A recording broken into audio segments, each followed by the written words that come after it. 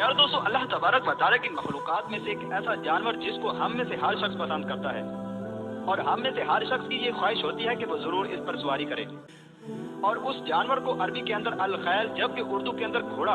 और इंग्लिश के अंदर हॉर्स कहा जाता है। यार दोस्तों, क्या आप ये जानते हैं कि अल्लाह तबारक व तआला ने घोड़े को कब और क्यों पैदा फरमाया,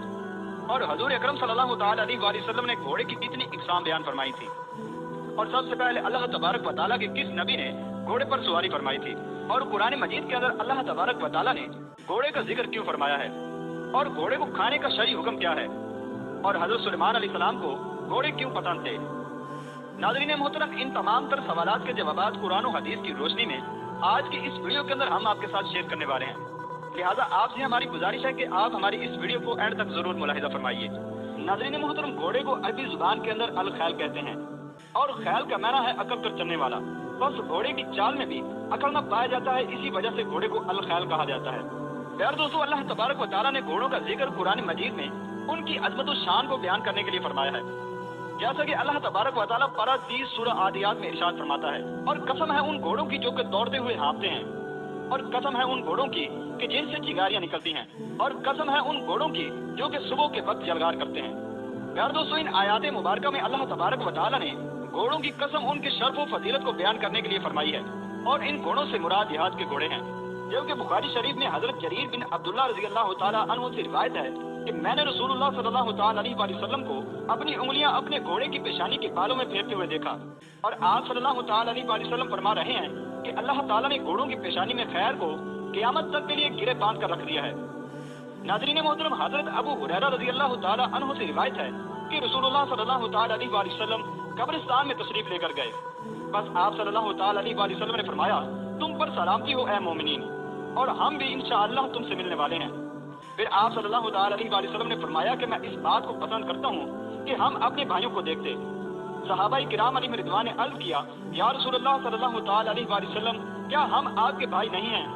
तो आप सल्लल्लाहु तआला अलैहि वसल्लम ने फरमाया, नहीं, तुम तो मेरे असहाब हो। हमारे भाई वो लोग होंगे जो अभी तक पैदा नहीं हुए। बस सहाबाई किराम अलैहिम रिदवान ने अर्ज किया, या रसूलुल्लाह सल्लल्लाहु तआला अलैहि वसल्लम, आप उन लोगों को जो अभी तक दुनिया के अंदर नहीं आए कैसे पहचानेंगे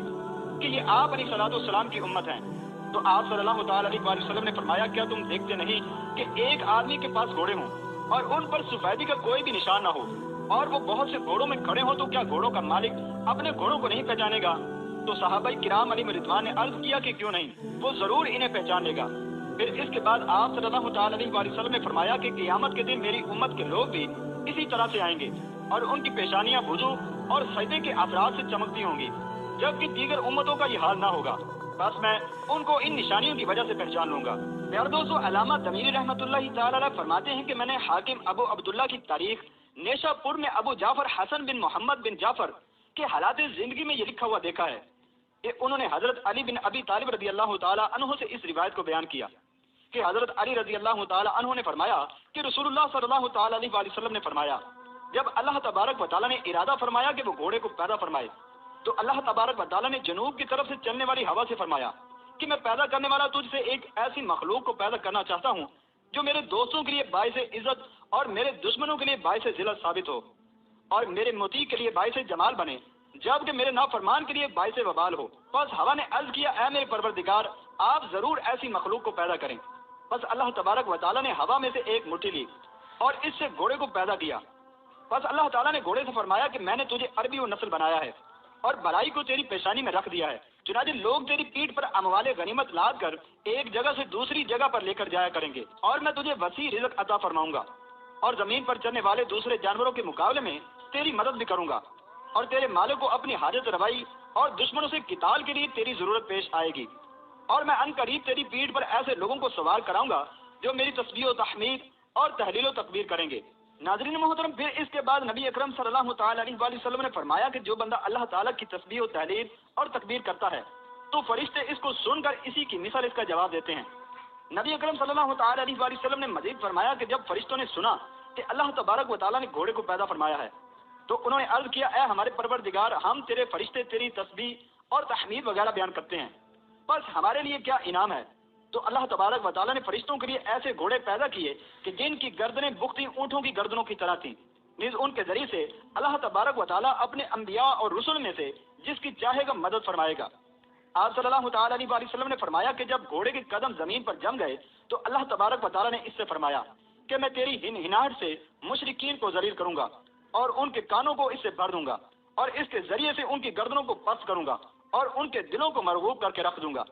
آپ صلی اللہ تعالیٰ علیہ وسلم نے فرمایا کہ جب اللہ تعالیٰ نے حضرت آدم علیہ السلام کے سامنے اپنی مخلوقات کو جو جانوروں کی صورت میں تھی پیش کیا اور اللہ تبارک و تعالیٰ نے حضرت آدم علیہ السلام کو حکم دیا کہ میری اس مخلوقات میں سے جس کو چاہو اختیار کر لو،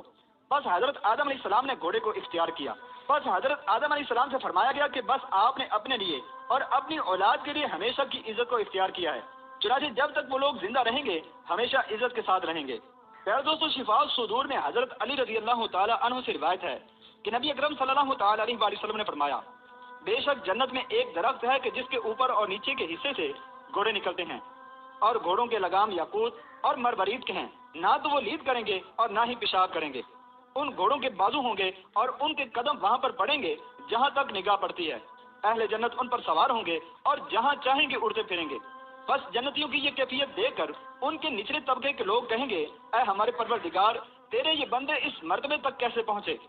تو بس اللہ تبارک و تعالیٰ ان سے فرمائے گا کہ یہ لوگ رات کو قیام کرتے تھے اور تم سوتے تھے،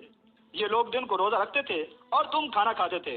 یہ لوگ اللہ کے راستے میں مال خرچ کرتے تھے جبکہ تم لوگ بخل کیا کرتے تھے، اور یہ لوگ میری راہ کے اندر لڑتے تھے اور تم بزدلی کا اظہار کرتے تھے۔ چنانچہ پھر اس کے بعد اللہ تبارک و تعالیٰ ان جنتیوں کے دلوں میں اپنی رضامندی ڈال دیں گے، کیونکہ جنت ایسا مقام ہے جہاں پر کسی قسم کا کوئی غم نہیں۔ پیارے دوستو، گھوڑے پر سب سے پہلے سوار ہونے والے شخص حضرت اسماعیل علیہ السلام ہیں، اسی لیے گھوڑے کو عراب بھی کہا جاتا ہے۔ اس سے قبل گھوڑا دوسرے جانوروں کی طرح وحشی تھا۔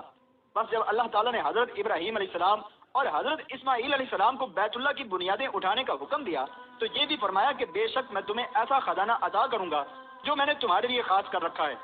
پھر اس کے بعد اللہ تبارک و تعالیٰ نے حضرت اسماعیل علیہ السلام کو بذریعہ وحی حکم دیا کہ باہر نکلو اور اس خزانے کے حصول کے لیے دعا کرو۔ بس حضرت اسماعیل علیہ السلام اجیاز مکہ مکرمہ کا جو کہ ایک پہاڑ ہے اس پر تشریف لے گئے،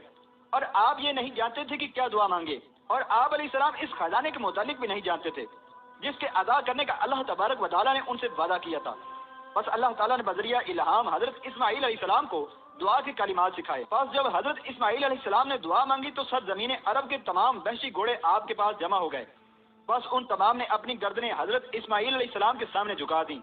اسی لیے ہمارے نبی اکرم حضرت محمد صلی اللہ تعالیٰ علیہ وسلم صحابہ کرام سے فرمایا کرتے تھے کہ تم گھوڑے پر سوار ہوا کرو، کیونکہ یہ تمہارے باپ حضرت اسماعیل علیہ السلام کی میراث ہے۔ ناظرین محترم، حضرت انس رضی اللہ تعالیٰ عنہ سے روایت ہے کہ نبی اکرم صلی اللہ تعالیٰ علیہ وسلم کو ازواج مطہرات کے بعد سب سے زیادہ محبت گھوڑوں سے تھی، اور حضرت سلیمان علیہ السلام بھی گھوڑوں سے محبت کیا کرتے تھے، کیونکہ ان کے ذریعے سے اللہ تبارک و تعالیٰ کی راہ کے اندر جہاد کیا جاتا ہے۔ پیارے دوستو، سالوی نے اپنی سند کے ساتھ نبی اکرم صلی اللہ تعالیٰ علیہ وسلم سے یہ روایت بیان کی ہے کہ آپ صلی اللہ تعالیٰ علیہ وسلم نے فرمایا، کوئی گھوڑا ایسا نہیں جس کو ہر صبح یہ دعا مانگنے کی اجازت نہ دی گئی ہو کہ اے اللہ، بنی آدم میں سے جس کو تو نے میرا مالک بنایا ہے اور مجھے اس کا مملوک بنایا ہے تو پس تو مجھے اس کے نزدیک اس کے اہل و عیال اور مال سے زیادہ محبوب بنا دے۔ آپ صلی اللہ تعالیٰ علیہ وسلم نے ارشاد فرمایا، اجر کے اعتبار سے گھوڑوں کی 3 اقسام ہیں، ایک وہ گھوڑا جو رحمان کے لیے ہو، اور دوسرا وہ گھوڑا جو کہ انسان کے لیے ہو، اور تیسرا وہ گھوڑا ہے جو کہ شیطان کے لیے ہو۔ بس رحمان کے لیے وہ گھوڑا ہے جو اللہ تعالیٰ کے لیے اس کے دشمنوں سے لڑنے کے لیے پالا جائے، اور انسان کے لیے وہ گھوڑا ہے جس پر سواری کی جائے، اور شیطان کے لیے وہ گھوڑا ہے جس پر شرط لگائی جائے۔ ناظرین محترم، حضرت ابو ایوب انصاری رضی اللہ تعالیٰ عنہ سے روایت ہے کہ ایک اعرابی نبی اکرم صلی اللہ تعالیٰ علیہ وسلم کی خدمت میں حاضر ہوا اور عرض کیا، میں گھوڑوں سے بہت زیادہ محبت رکھتا ہوں، کیا جنت میں بھی گھوڑے ہوں گے؟ تو نبی اکرم صلی اللہ تعالیٰ علیہ وسلم نے ارشاد فرمایا، اگر تو جنت کے اندر داخل ہوا تو وہاں تجھے دار یاقوت کے گھوڑے ملیں گے، بس تو ان پر سوار ہو کر جنت میں جہاں چاہے گا اڑتا پھرے گا۔ پیارے دوستو، گھوڑا ایک ایسا جانور ہے جس کو جہاد کے اندر استعمال کیا جاتا ہے، اسی وجہ سے علماء کرام نے گھوڑے کے کھانے کو مکروہ لکھا ہے۔ ناظرین محترم، اس کے علاوہ خواب میں گھوڑے کو دیکھے تو یہ عزت اور زینت کی علامت ہے، اس لیے کہ یہ سواری میں سے سب سے عمدہ سواری ہے۔ بس جس نے جس قدر گھوڑے کو خواب میں دیکھا، اس کو اسی کی بقدر عزت حاصل ہوگی۔